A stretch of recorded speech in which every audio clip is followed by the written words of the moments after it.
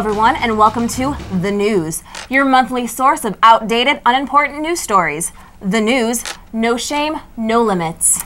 I'm Courtney Rockwell. And I'm Stacy Bradstone. We hope you like the look of our new Los Angeles studio. It's a step up from our New York studio, but it's, of course, a world's difference from our Detroit studio. Here's our top story tonight. Russian President Vladimir Putin stated last month that he will not run for presidency after his term expires in 2008. Despite giving up the office, Putin pledged to, quote, remain influential in Russian life. His plan to remain influential remained a mystery until The News heard from our sources close to the Russian leader.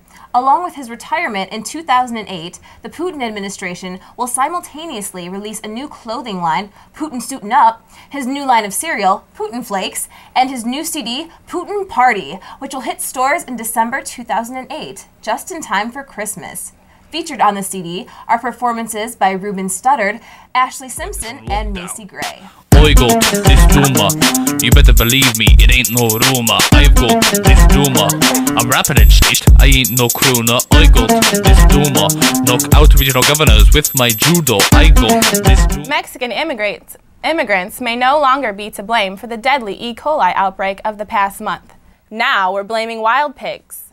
A wild boar from a California ranch, located only a stone's throw from a large spinach field, has tested positive for having the same strain of E. coli seen in the recent outbreak. The pigs were said to have trampled the fences and spread their waste in the fields. Dr. Kevin Riley of the California Department of Health Services said that they are not saying the pigs are a definite source at this point, and that the outbreak that sickened 204 people in 26 states and one Canadian province looks to be over. Okay, Mr. Riley, you can go back to eating spinach so soon, but I like my green vegetables minus the pig feces. Thanks. People in Willowick, Ohio are still struggling to deal with what has been called the flood of the year this past July. Torrential rains turned the streets into rivers and over 3,000 Northeast Ohio homes into swimming pools. Really, who wouldn't want their house to be a swimming pool? But apparently, some residents are not only dealing with the flooded basements and smelly sewers, but are now dealing with the stench of corruption in their local government. Willowick residents inquired Monday evening during a town meeting after FEMA declared the city of Willowick to be in a state of emergency whether or not the city used secret sewer valves to divert the water into some neighborhoods.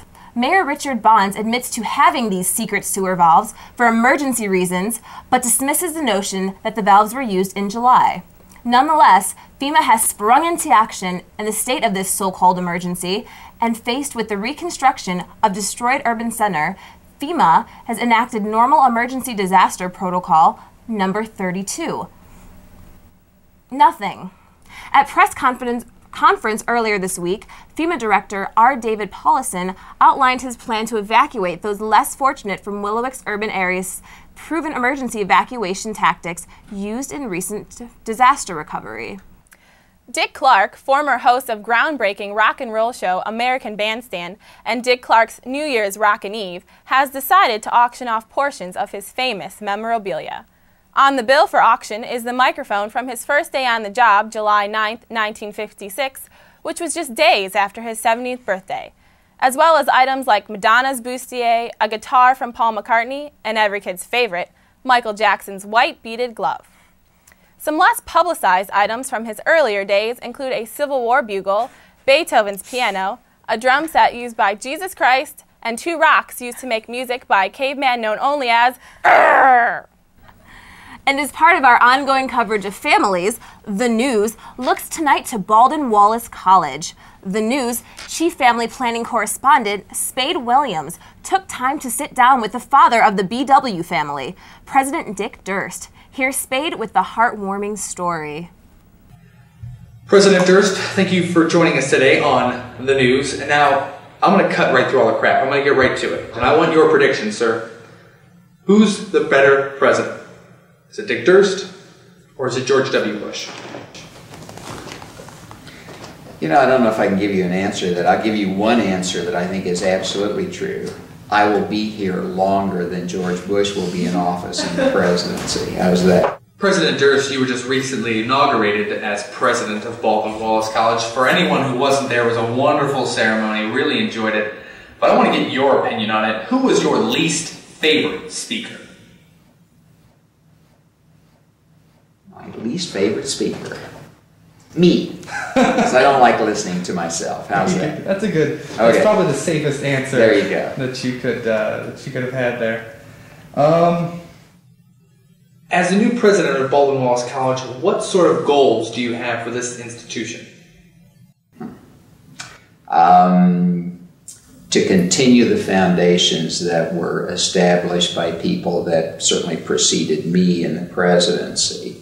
And one of the real issues that we have with Baldwin-Wallace is I think that we are an unknown outside of the 7-county area around Cleveland. So one of the biggest goals that I have is to spread the word of this well-kept secret called Baldwin-Wallace College beyond greater Cleveland and beyond Ohio. I think that that's first and foremost. You know, we all know that the demographics of Ohio are that there are fewer and fewer college-age students coming out of the public schools in Ohio, and if we're going to continue to attract numbers of students and good quality students, then we have to look outside this metro area and spread the word. So we're doing a lot of things like marketing and branding of Baldwin-Wallace, celebrating the things where we have competitive advantage programs that we think are the equal of certainly any in Ohio and probably any in the surrounding states, and use those as a way of showcasing the best of Baldwin-Wallace.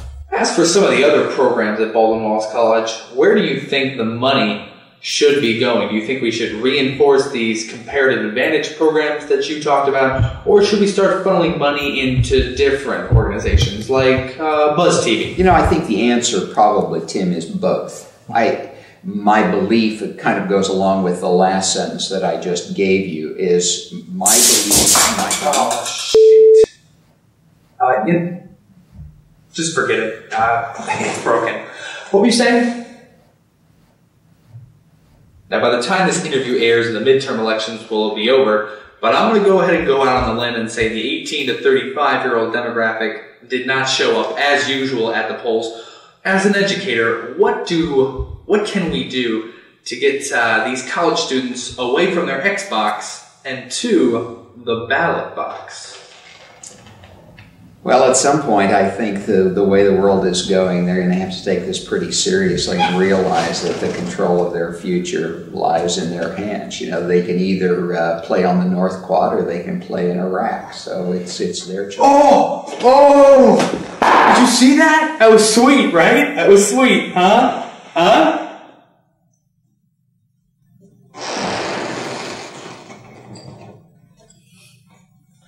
Thank you very much, President Durst, for joining us today. Thanks, Tim. I appreciate it. And good luck as president of Baldwin-Wallace College. Thank you. Thank you. And I'm Courtney Rockwell. And I'm Stacy Bradstone. And this is The News. We are completely ashamed of ourselves.